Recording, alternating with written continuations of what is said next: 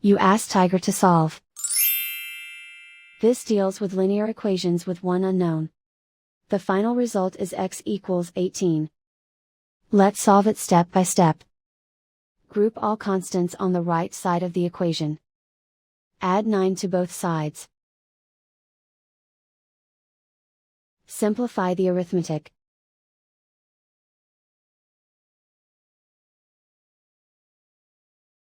Isolate the v.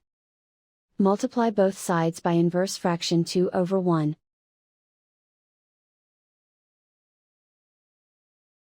Group like terms.